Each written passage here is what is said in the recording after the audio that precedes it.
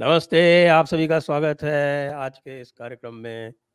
और आज हमारे साथ एक बार फिर से हैं हर्ष कुमार जी, और बात हम करेंगे महुआ मित्रा की। आपका स्वागत है हर्ष जी। नमस्कार संजय जी। तो महुआ तो मित्रा की साहब, जो आज लेटेस्ट डेवलपमेंट है उसी से बात शुरू कर लें। अभी उन्होंने जी हाँ, बिल्कुल बिल्कुल। एक चिट्ठी उन्होंने ट्वीट की है अभी कुछ देर पहले ही, एक बार लगभग 1 घंटा पहले। और उसमें ये कहा है कि मैंने एक चिट्ठी लिखी है एथिक्स कमेटी को, और मैंने उनसे कहा है कि जो भी आपको काम करना है अपना, वो 4 नवंबर से पहले आप अपना काम फिनिश कर लें। आप मुझे कितनी बार भी बुला लें 4 नवंबर से पहले, क्योंकि उसके बाद जो मेरा पार्लियामेंट की जो कॉन्स्टिट्यूंसी है हम्म, लोकसभा की, वहां पे हम्म, मेरे कार्यक्रम लगे हुए हैं और उसके बाद मैं समय नहीं दे पाऊंगी। हम्म, क्योंकि मैंने ये देखा है कि आपने रमेश विदुड़ी को भी बहुत समय दिया है। उनके हम्म, पास भी उनके खिलाफ भी मामला आपके पास है, जो दानिश अली वाला मामला है। तो उसी को हम्म। कोट करते हुए 2 पेज की चिट्ठी है वो, आप देखिएगा ट्विटर पर दानिश अली शेयर वाला किया तो है। प्रिविलेजेस कमेटी के पास है।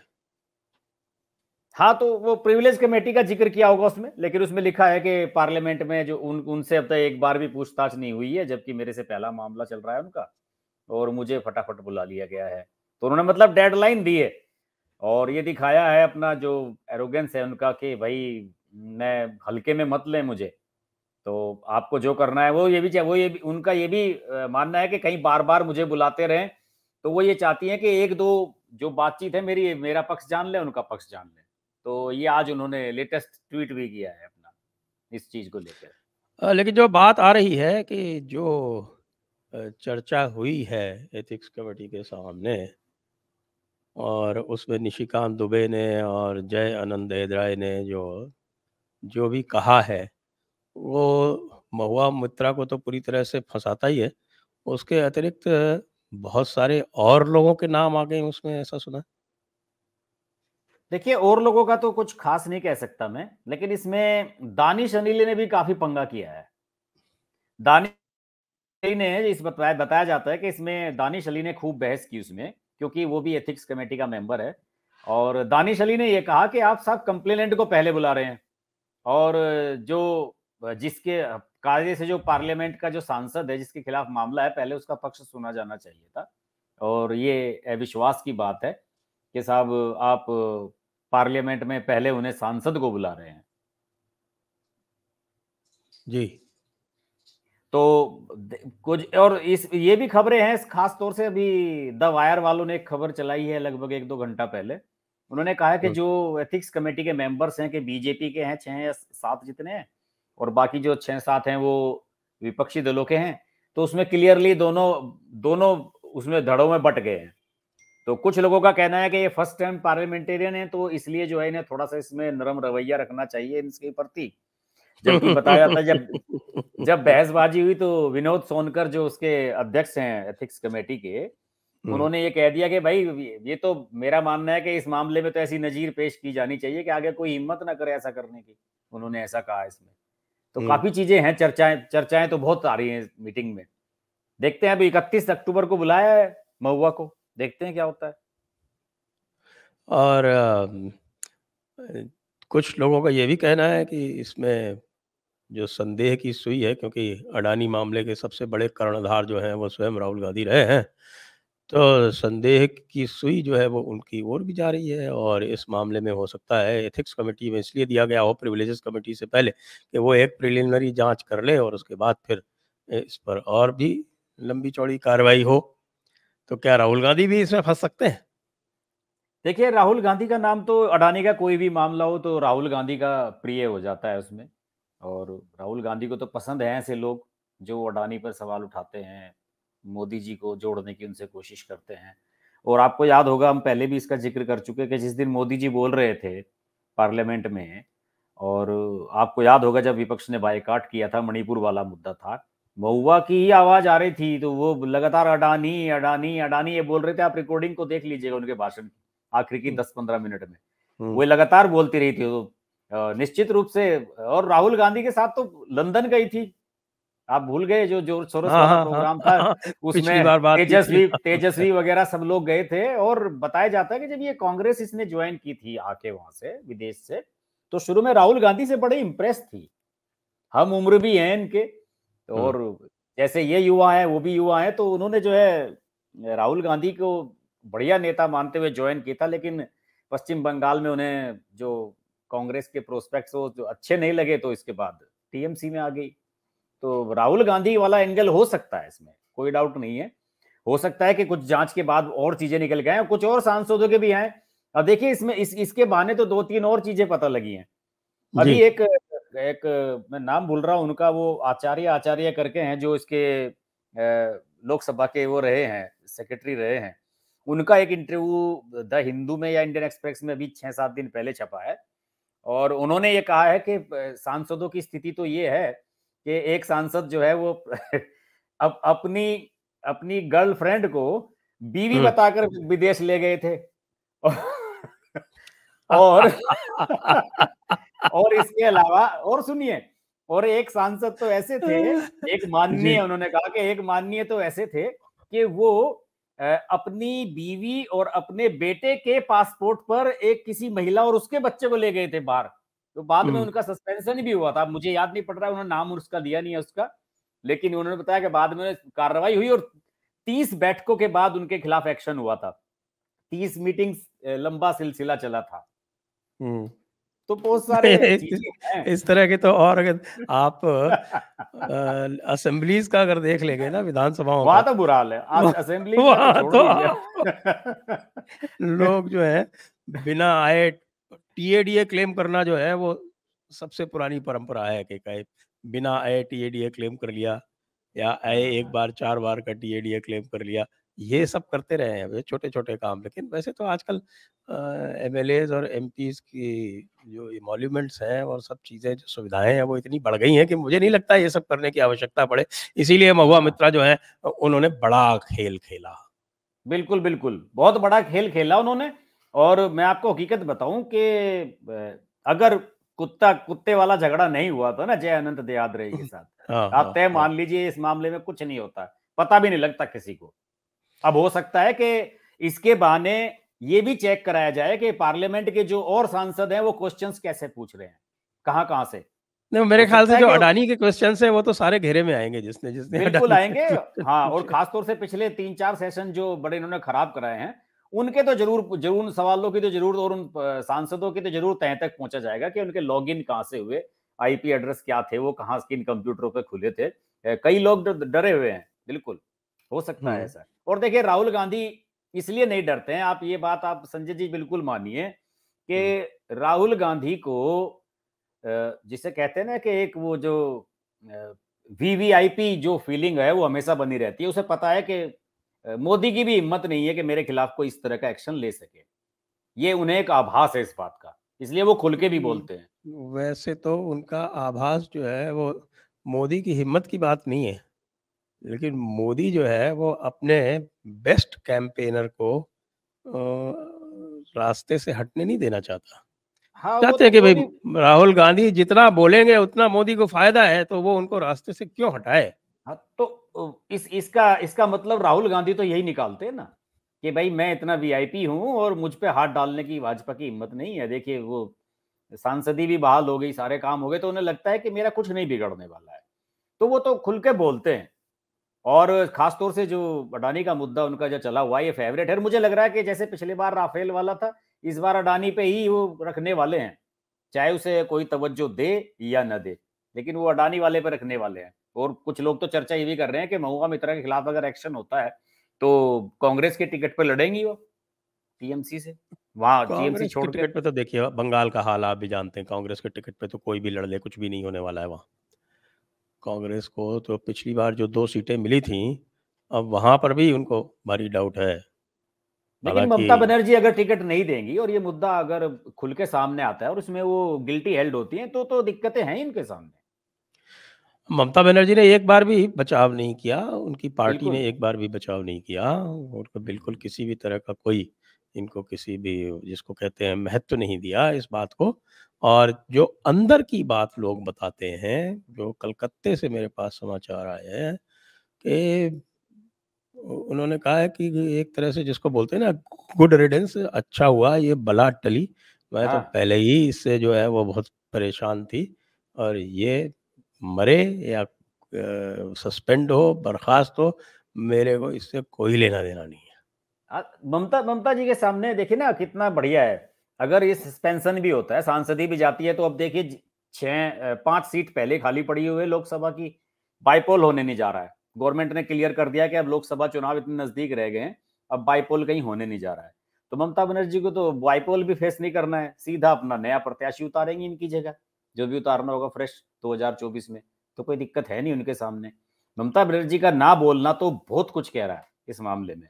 एक रत्ती भर का भी बयान किसी ने नहीं दिया है, जरा सा भी, कि कहीं से कोई, जिसे कहते हैं ना मोरल सपोर्ट वाली बात है, मोरल सपोर्ट अगर थोड़ी बहुत दी है तो अधीर रंजन चौधरी नहीं दी है। बस मोरल सपोर्ट। ये देखिए, पिछली बार जब पिछले हफ्ते हमने बात की थी इस बारे में, तब हाँ भी हाँ। हमने बात की थी कि भाई वो जो सबसे ज्यादा उछलता है पप्पू टीएमसी का, डेरेक ओब्रायन, वो भी चुप है। वो भी चुप है। डेरेक ओब्रायन तो इसलिए भी चुप है, उसे तो राज्यसभा अपनी चल रही है, उसे क्या दिक्कत है, पहले भी राज्यसभा में ही रहा है, कोई वो उसे चुनाव तो लड़ना नहीं है, तो वो क्यों बेकार पंगे में पड़ेगा। और जब ऊपर से इशारा हो जाता है तो क्यों, सब लोग समझ लेते हैं।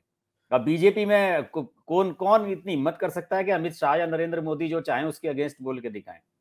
जो लाइन है, लाइन तो ऊपर से ड्रॉ की जाती है ना, जो ऊपर से लाइन तय हो गई उसी को सबको फॉलो करना है। तो टीएमसी वाला कौन इतनी हिम्मत करेगा कि पंगा ले। लेकिन मैं सिर्फ यही बात कह रहा था कि अगर इनका टिकट कटता है तो जैसी भी परिस्थिति है, हालांकि अभी तो स्पष्ट है नहीं कि इंडी अलायंस का क्या सीन बनेगा वेस्ट बंगाल में, लेकिन मेरा मानना है कि अगर कुछ ऐसा हो सकता है तो महुआ मित्रा के सामने इसके अलावा और चारा भी क्या बचेगा कि कांग्रेस की शरण में जाए। जी, बिल्कुल सही कह रहे हैं आप। और जो स्थिति इस समय अडानी प्रकरण में चल रही है, उससे तो ये लगता है कि भाई ये रफाल वाला ही हाल होगा हमारे राहुल गांधी जी का, क्योंकि किसी भी बिंदु को वो सिद्ध तो कर नहीं पाए हैं। और वो जितना भी नुकसान हुआ था उसके आधे से ज़्यादा तो उन्होंने रिकूप कर लिया है वापस। उनके जो शेयर्स इत्यादि हैं वो वहाँ तक तो नहीं, लेकिन उसके आधे से अधिक जो नुकसान था वो रिकवर हो चुका है। तो वो जो सारी बात थी कि साहब नुकसान हो गया शेयर होल्डर्स को, ये सब हो गया, वो वाली बात भी गई। अच्छा और संजय जी, एक प्लस सवाल मैं आपसे पूछना चाहता हूँ इसी मामले में, कि हाँ मैंने तो जी। इस पे मैंने सेपरेट वीडियो अपना बना दिया है, मैंने उसमें अपनी ओपिनियन रखी भी है। अच्छा, ये जो हीरानंदानी है, दर्शन हीरानंदानी, इस इसको भी फट्टे लगने चाहिए नहीं जम के। वो तो देखिए, जिसको हम कहते हैं वायदा माफ गवाह, वायदा माफ गवाह वाला जो सिस्टम है वो दूसरा वाला है। अब वायदा माफ गवाह क्या होता है? आप लॉ में क्या होता है, क्रिमिनल कोर्ट में क्या होता है? भाई यदि आदमी कोई कहता है वो वायदा माफ गवाह है, तो फिर प्रोसिक्यूशन जो है उसको मजिस्ट्रेट के सामने पेश करता है और उसकी जो भी वो कहने वाला होता है उसको सामने रखता है। मजिस्ट्रेट या जो जज होता है वो उसको अप्रूव करता है, तब उसको वायदा माफ़ की दर्जा दे दिया जाता है। तो यदि एथिक्स कमेटी या प्रिविलेजेस कमेटी, जिसके पास हो सकता है एथिक्स कमेटी के बाद में जाए, या स्पीकर उसको वायदा माफ़ गवाह का दर्जा दे देते हैं, तो वो तो ऑनरेबली एक्विट हो जाएगा। नहीं ले, ये तो बात ठीक है, लेकिन ये कोई ऐसा मामला, कोई ऐसा तो है नहीं कि एफआईआर दर्ज हुई है उसके खिलाफ, जो उसने काम एफआईआर किए दर्ज हैं। करवाना तो पार्लियामेंट्री जो भी प्रोसीडिंग्स हैं, यदि उसमें कुछ भी इस तरह का होता है, तो एफआईआर दर्ज करवाना वो स्पीकर का या चेयरमैन का, उनका काम होता है। जी जी, मैं वो यही तो कह यदि रहा हूँ। दर्ज करवाएँगे मैं तो ये कह रहा दर्ज हूं कि होगी, एक वरना एक नहीं बंदा, होगी। आप ये बताइए ना कि जिस तरीके से मैंने शुरू में ही कहा कि अगर जय अनंत यादरई का कुत्ते को लेकर झगड़ा नहीं हुआ होता तो वो चिट्ठी नहीं लिखता, वो एक्सपोज नहीं करता महुआ को। महुआ को एक्सपोज करता है तो उसमें हीरानंदानी का जिक्र कर दिया। हीरानंदानी अगर मामला उसका सामने नहीं आता तो वो चुप रहता, बोलता ही नहीं वो। अब वहां जा रहा है, काउंसलेट में जाके एफिडेविट दे रहा है, यहाँ भिजवा रहा है उसको। तो मेरा तो मानना है कम से कम ये इस बंदे का अभी नहीं, चलिए चलिए कोई एक्शन नहीं हो वो अलग बात है, लेकिन इसका जो बिजनेस कारोबारी जो नुकसान है वो तो इस बंदे को उठाना पड़ेगा। और इसके जो ठेके वेके हैं आने जाने वाले समय में, वो भी मामलों में गड़बड़ होगी। इसकी जो बिजनेस है उसका नुकसान तो इसे उठाना पड़ेगा। कि आज एक्सपोज हो गए तो आप कह रहे हो कि मुझे महुआ ने कोई से गन पॉइंट पे लेके तो सब कुछ कराया नहीं है। आप भी मिली भगत में, कॉन्स्पिरेसी में शामिल हो उसके साथ, ऐसा ऐसा करके आप बच कैसे सकते हो। तो सरकार के निशाने पे तो मुझे लगता है कि ये रहेगा। आने वाले समय में। नुकसान तो इसे भी उठाना पड़ेगा। अब ये तो देखिए आगे आने वाली बात है, ये दूसरी चीज़ है। मैं तो सिर्फ़ आपको लीगल पॉइंट आपने पूछा वो बताया कि वायदा हाँ, माफ़ वो का तो वाक़या खैर क्यों है, होता है। उसमें और लीगल नुकसान पॉइंट की तो जहाँ वो तक बनते बात हैं। है तो वो बेचारा जो है ये काम कर ही इसलिए रहा था कि उसको नुकसान हो रहा था। वरना अडानी का विरोध क्यों करता? नहीं, वो असल में क्या था कि उसका मेन टारगेट वो था कि वो जो डाटा वाला मामला है ना, जैसे गूगल का, अमेज़न का, इन सब का जो डाटा सेंटर है वो बाहर है। तो हुँ, उसका तो मेन टारगेट ये था कि गवर्नमेंट एक स्कीम कोई ऐसी लाए कि हम डाटा को इंडिया में सेंट्रलाइज़ करें, जिन इन ऐप्स का। तो उसने वो ये चाह रहा था कि वो काम मुझे दे दिया जाए क्योंकि उसकी कंपनी ये काम करती है। उसका तो मेन टारगेट वो था। तो उसे ये लग रहा था कि कहीं इस मामले में भी अडानी या कोई और ना घुस जाए। इसीलिए वो बार-बार महुआ के माध्यम से वही सवाल पूछवा रहा था जो राजीव चंद्रशेखर ने ट्वीट किए थे।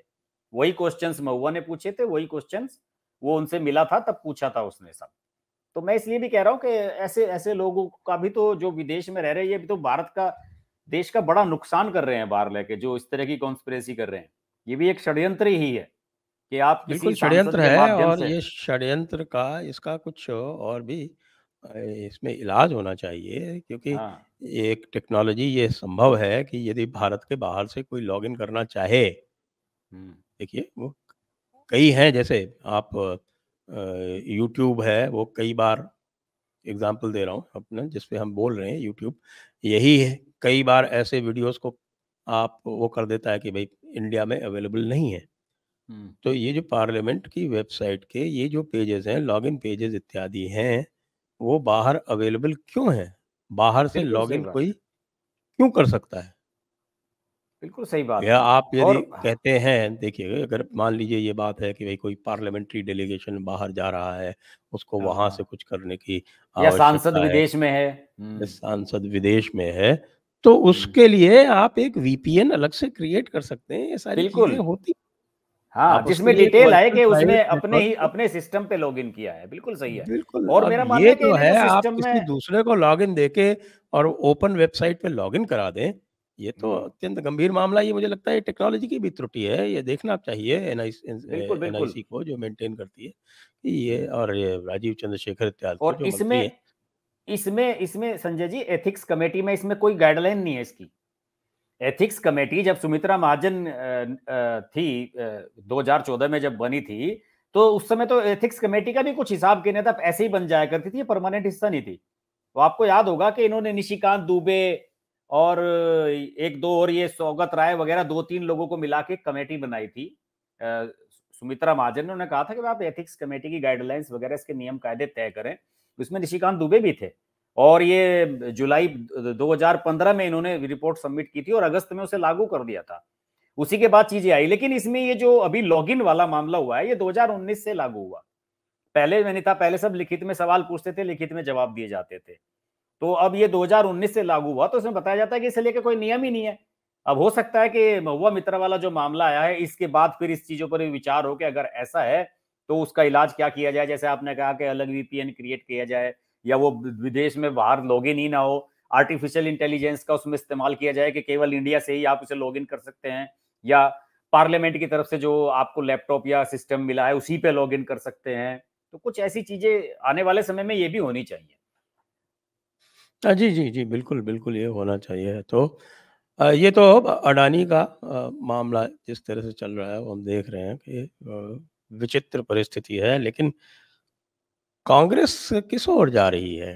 क्योंकि ये हमारे जो राजकुमार हैं कांग्रेस के, उनके और जो कांग्रेस के और लोग हैं, उनमें मुझे कुछ विरोधाभास सा दिखाई पड़ रहा है। चाहे वो असेंबली इलेक्शन को लेके हो और चाहे वो लोकसभा इलेक्शन को लेके हो। आप क्या सोच रहे हैं? हाँ, थोड़ा-सा अभी राहुल गांधी उतना चुनाव में अभी एक्टिव भी नहीं हुए हैं। पता नहीं इस बार क्यों है कि प्रियंका गांधी को ज़्यादा जगह भेजा जा रहा है। अभी तक राहुल गांधी की रैलियाँ-वैलियाँ भी स्टार्ट नहीं हुई। मध्य प्रदेश में तो कई बार हो आई हैं प्रियंका गांधी। छत्तीसगढ़ में भी शायद होके आ गई हैं, और छत्तीसगढ़ में तो 7 नवंबर को ही मतदान है। शुरुआत में ही होना है, वहाँ तो पहला जो चरण है उसका। तो वहाँ भी राहुल गांधी ले गए हैं। कुछ चीज़ें तो चल ही रही है। और एक सबसे बड़ी चीज़ क्या है संजय जी, मैं आपको बताऊँ कि राहुल गांधी को जो सलाह देते हैं ना पार्टी में, उनकी बड़ी खराब स्थिति है, उनका उनका सामान्य ज्ञान बड़ा कमजोर है। अभी सतपाल मलिक का इंटरव्यू लिया राहुल गांधी ने, सतपाल मलिक की 2 कौड़ी की औकात नहीं है, 2 कौड़ी की। चार राज्यों का गवर्नर जो है मोदी ने बना आप तो दिया। उसी क्षेत्र से आते हैं, आपको बिल्कुल पता है बिल्कुल, ये किस तरह का व्यक्ति है। मैं बताता हूं ना, मेरठ जिले का हिसावदा गांव है जो बागपत में चला गया, वहां का रहने वाला है सतपाल मलिक। इसके गांव में इसके कहने से 5 लोग वोट नहीं देंगे, ये किसी पंचायत बीडीसी मेंबर को नहीं जिता सकता वहां से।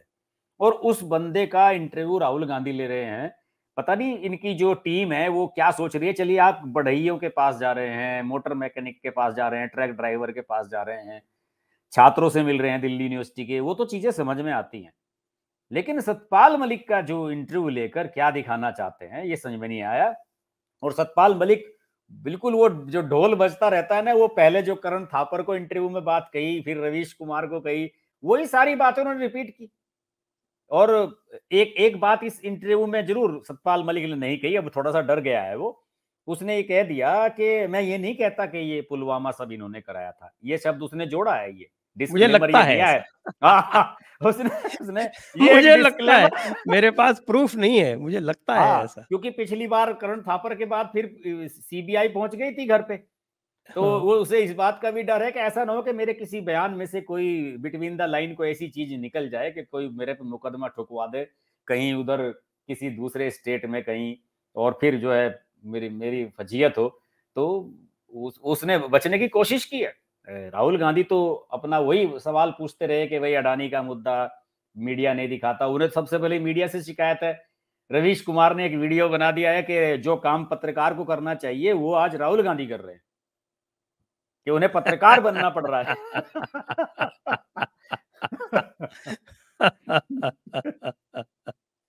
अच्छा, इसमें और भी जो राहुल गांधी और भी जो कार्यकलाप कर रहे हैं, आप ये देखिए, राजस्थान का उदाहरण दे देता हूँ आपको कि राजस्थान के टिकटों की जो स्थिति है, उसमें ये अशोक गहलोत पर बिल्कुल काबू नहीं पा रहे। जो भी अंदर से सूचनाएं आती हैं, जो कुछ भी होता है, उसे सबसे यही लग रहा है कि भाई अशोक गहलोत इनकी नहीं चलने दे रहा है। High command does not matter. High command कहने के लिए हाई है, दस्तखत उसके होंगे, लेकिन होगा वही जो अशोक गहलोत चाहेंगे। हालांकि ये बड़ी सुखद स्थिति है भारतीय जनता पार्टी के लिए, क्योंकि अशोक गहलोत जितने अपने आदमी लगवाएंगे और जितने अधिक एमएलए रिपीट करेंगे, उतना फायदा है भारतीय जनता पार्टी को यहाँ पे। छत्तीसगढ़ में इसका उल्टा हुआ है।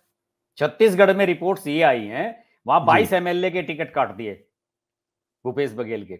और भूपेश बघेल से जब उन एमएलए ने पूछा जाके, उनमें से कई तो ऐसे हैं जो 52 हजार वोटों से जीते थे, 10-11 तो ऐसे हैं जो 32 हजार वोटों से जीते। उन्होंने जाके भूपेश बघेल से हंगामा किया कि भाई हमारे टिकट कैसे कट गए। तो भूपेश बघेल ने कहा कि भाई मुझे नहीं पता, मैंने तो आप लिस्ट बना के यहां से भेज दी थी, हाईकमान से आई है, और हाईकमान ने कोई सर्वे कराया है, उस सर्वे के आधार पे आप लोगों के टिकट कटे हैं। मैं नहीं जानता, आप ऊपर हाईकमान में बात कर ले। वहां उल्टा हो रहा है। अब ये पता नहीं है कि बीजेपी को वहां उससे फायदा होगा या अशोक गहलोत जो यहाँ कर रहे हैं उससे बीजेपी को फायदा होगा। कुछ लोग तो कह रहे हैं कि वहां बीजेपी जो फाइट में नहीं थी अब फाइट में आ गई है, इस चक्कर में इतने जो टिकट काट दिए इन्होंने। तो वहाँ तो स्थिति अलग थी ना, वहाँ तो भूपेश बघेल आगे थे, सब जानते हैं। आपके 6 महीने पहले के जो पोल्स हो रहे थे, उसमें तो साफ दिख रहा था कि भाजपा कहीं फाइट में ही नहीं है। हाँ। और यहाँ तो आप जानते हैं कि पिछले 2.5 साल से हंगामा ही हंगामा है राजस्थान में। सरकार तो चल ही नहीं रही है, बिल्कुल सरकार तो बिल्कुल। बस अपने आप को बचाने में लगी हुई है किसी तरह से। अच्छा, राहुल गांधी को बुलाएंगे नहीं अशोक गहलोत प्रचार के लिए, क्या लगता है आपको राजस्थान में? आपको सही बताऊं, क्योंकि मेरे तो कहीं हम्म। यहाँ बहुत सारे बात होती रहती है, यहाँ भी और दूसरे स्थानों पर भी लोगों से, तो कोई भी कैंडिडेट राहुल गांधी को नहीं बुलाना चाहता। जो कोई भी सीरियस कैंडिडेट है वो नहीं बुलाना चाहता। कुछ लोग हाँ। ऐसे अवश्य हैं जिनको लगता है कि साहब कि मैं आगे मंत्री बन जाऊं या कुछ हो जाऊं, तो वो फिर अपने दिल पे हाथ रखे, और जो ये जानते हैं कि हाँ मैं तो जीत ही जाऊंगा हर हालत में, ऐसे लोग राहुल गांधी को बुलाने का प्रयास करते हैं कि भाई ठीक है, मैं जीत तो मेरी पक्की है, आगे का पक्का और कर लेते हैं राहुल गांधी को बुला के। ये इस तरह के लोग तो राहुल गांधी को बुला लेते हैं, लेकिन बाकी जो सामान्य कैंडिडेट है वो कतई अपना टाइम नहीं वेस्ट करना चाहता राहुल गांधी के ऊपर, क्योंकि उसको कोई भरोसा नहीं है कि राहुल गांधी आके क्या कह देंगे, क्या बोल देंगे और उसके आगे जाके क्या स्थिति हो जाएगी। स्थिति जो उसकी बनी हुई है वो बिगड़ जाएगी, क्या हो जाएगा, उसको इसके बारे में कुछ भी नहीं पता। 2018 में भी ऐसा ही था राहुल गांधी का सीन वहां पे। तो 2018 में तो यहाँ दूसरी हवा थी ना, वसुंधरा, एंटी वसुंधरा हवा थी। तो उस एंटी वसुंधरा हवा के कारण राहुल गांधी को लगता था कि हाँ, और कुछ लोगों को भी लगता था, लेकिन मुख्यतः यही है, सामान्य कैंडिडेट राहुल गांधी को नहीं बुलाना चाहता। सभी जगह, पूरे सब जगह ही है ऐसा। इसलिए तो प्रियंका सब जगह जा रही है। यूपी में तो लोगों ने साफ मना कर दिया, हमें रैली की यहाँ जरूरत नहीं राहुल गांधी की, यहाँ तो वैसे ही पत्ता साफ है बिल्कुल, राहुल गांधी को क्या जरूरत है यहाँ बुलाने की। और कर्नाटक में तो सिर्फ बाद में उन्हें बुलाया गया था वो श्रेय देने के लिए कि भारत जोड़ो यात्रा का इम्पैक्ट था, जिन इलाकों में कांग्रेस ऑलरेडी मजबूत थी उन्हीं इलाकों में इनकी रैलियां करवा दी बाद में।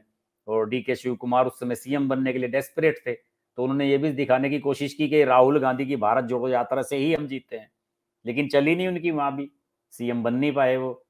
तो राहुल गांधी का एक बात और भी है, राहुल गांधी जिसका समर्थन करते हैं, सोनिया गांधी उसका विरोध करती है। राहुल गांधी की पार्टी में नहीं चलती है, वो सचिन को चाहते हैं, सचिन की चलने नहीं देती। वो वहां ज्योतिरादित्य सिंधिया को चाहते थे, सोनिया ने बनने नहीं दिया।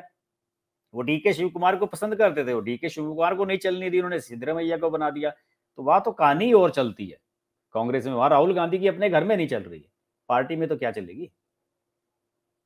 और लेकिन इसमें तो सिद्धरमैया को बना दिया, तो सिद्धरमैया ने तो पूरी हालत खराब कर दी है कांग्रेस की 4-5 बड़ी महीने खराब में ही। हालत है।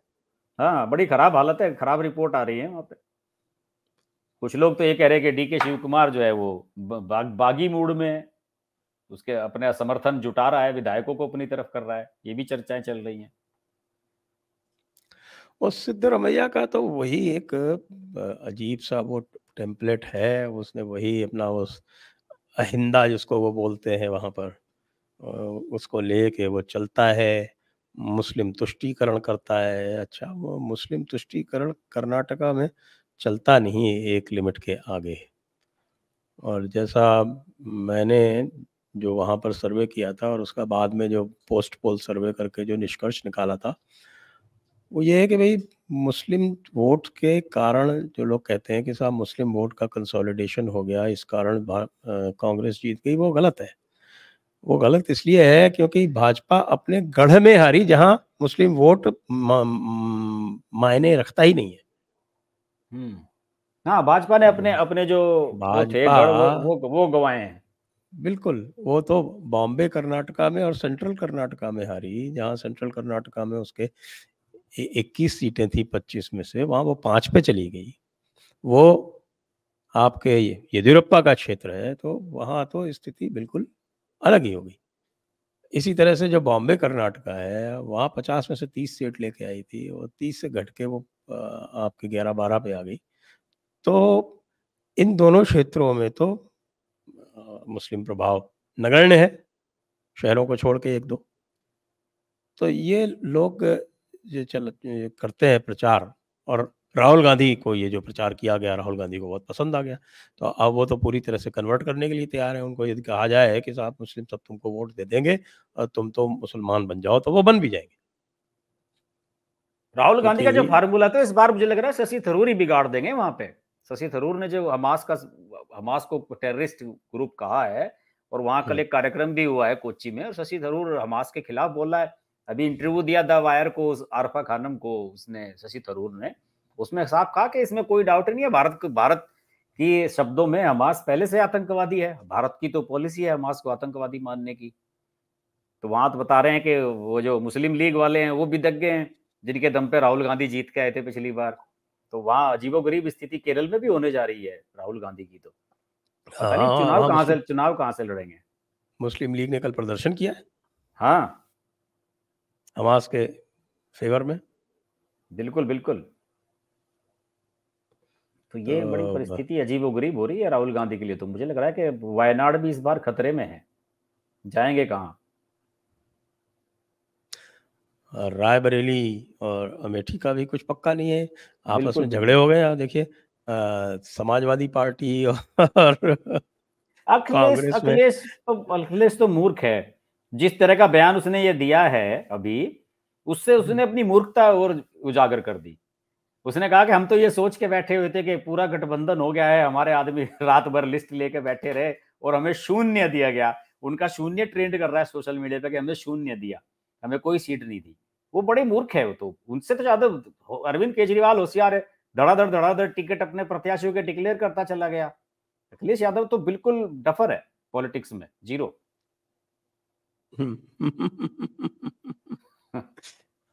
और अभी जो लेटेस्ट हुआ है वो सुना ही होगा आपने, दोनों ने अपने आप को प्रधानमंत्री का प्रत्याशी डिक्लेयर कर दिया लखनऊ में। हाँ, वो तो सब चल रहा है उधर। वहाँ नीतीश कुमार के जो चेले हैं, वो भी, उन्होंने भी डिक्लेयर कर दिया कि प्रधानमंत्री पद के प्रत्याशी होंगे। इनका जो प्रदेश अध्यक्ष है उसका बयान आ रहा था यहाँ, यूपी वाला, और उसने तो कह दिया कि 3 सीटों से लड़ने के चांस हैं नीतीश कुमार के। मिर्जापुर, बनारस और फूलपुर, 3 सीटें जो है हमने प्रपोज की हैं कि नीतीश कुमार यहाँ से हैं, चुनाव लड़ दें, और पीएम कैंडिडेट हमारी तरफ से ही होगा। ये तक कह दिया उन्होंने। बनारस से लड़ लेना।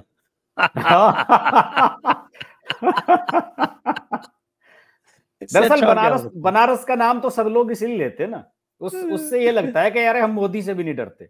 जब आप देखिए ना, प्रियंका के बारे में भी तो अजय राय ने बयान दिया था कि प्रियंका गांधी लड़ ले यहाँ से, वाराणसी से आके, या राहुल गांधी, कोई गांधी परिवार से कोई भी लड़ ले आके यहाँ। तो वो ये दिखाना है। चाहते हैं कि हम मोदी से डरते नहीं है। सब लोग इसमें, सबके अंदर है कि वो दिखाते हैं ना कि अपना घमंड है हमारे अंदर, कि हम मोदी से भी नहीं डरते, मोदी के सामने चुनाव लड़ने के लिए तैयार हैं। लेकिन अरविंद केजरीवाल ने नाम नहीं लिया फिर कभी बनारस से लड़ने का। एक चुनाव लड़ने के बाद वो जो डुबकी लगवाई है सबने पकड़ पकड़ के केजरीवाल को, वो जो मीम बने हैं उसके, तो उसके बाद केजरीवाल की कभी हिम्मत नहीं हुई कि फिर वो दिल्ली से बाहर निकलने की कभी सोचे। उस समय मैं किसी काम से गया था वहाँ बनारस, और वहाँ पर 2014 में। 2014 में, अच्छा। 2014 में कोई फैमिली फंक्शन था, उसमें गया था। हम्म। तो उस समय देखा था मैंने, क्या उसने जो है वो बना रखा था, सारे जितने आपके एनजीओ टाइप के थे, मेधा पाटकर से लेके और सब पहुंचे हुए थे इसके वहां। जितने भी थे सब वहाँ पहुंचे हुए थे, और पूरा इसने ये सब थे, अ, योगेंद्र यादव वगैरह, ये मीडिया सब को भी थे। मीडिया को कैप्चर कर रखा था इसने, बड़ा हम्म। जबरदस्त माहौल बना रखा था। लेकिन जब धीरे धीरे चुनाव चढ़ा, जैसे जैसे वैसे वैसे ही स्पष्ट हो गया कि ये तो अपने डिपॉजिट लूज करेगा। फिर उसने लास्ट में समझौता किया अजय राय वगैरह से, और करके किसी तरह से इसने अपना डिपॉजिट बचा लिया। ये काम इसने हम्म। कर लिया कि ये हाँ, मेरे ख्याल इसके में ऊपर 1.5 लाख के करीब वोट मिले थे शायद। ये कलंक नहीं लगे कि ये डिपॉजिट लूज कर गया। तो डिपॉजिट तो बचा लिया था इसने, ये वश हम्म। किया था। कि मुख्यमंत्री की जो है वो भी नहीं बची, जमानत भी। लेकिन वहाँ तो क्या है कि एज मेंबर ऑफ पार्लियामेंट भी जो काम किया है नरेंद्र मोदी ने, वो अभूतपूर्व है। वो जनता हाँ। कहती है कि साहब कि हम पागल हैं क्या, जो नरेंद्र मोदी को छोड़ के, प्रधानमंत्री की कंस्टिट्यूंसी है हमारी, उसको छोड़ के और हाँ, किसी और को पकड़े। किसी और को देंगे। वहां तो उनका तो टारगेट यही रहता है कि वो मार्जिन को और बढ़ाया जाए हर बार। बिल्कुल बिल्कुल बिल्कुल बिल्कुल। हाँ। वो तो ये कह रहा है कि भाई देखिए, हम प्रिविलेज्ड हैं, हमारी एक प्रधानमंत्री की कॉन्स्टिट्यूंसी, और एक ऐसा प्रधानमंत्री जो अपनी कॉन्स्टिट्यूंसी की केयर करता है। ये उस तरह से हाँ। नहीं है कि साहब के अमेठी और रायबरेली वाली हाँ। जो है वो हाँ, कि राजीव कॉन्स्टिट्यूंसी गांधी है, और इन सब की तरह या नहीं है, सही बात। जवाहरलाल नेहरू की फूलपुर कॉन्स्टिट्यूंसी, जिसको कभी उन्होंने उसके ऊपर ध्यान ही नहीं दिया। हाँ। कि हाँ। ये ऐसा व्यक्ति है जो अपनी कॉन्स्टिट्यूंसी की केयर कर रहा है लगातार, और इसका ट्रैक रिकॉर्ड है कि ये करता है, और इसका पूरा प्लान है। काम वहाँ करवा ही दिए पता नहीं कितने कितने।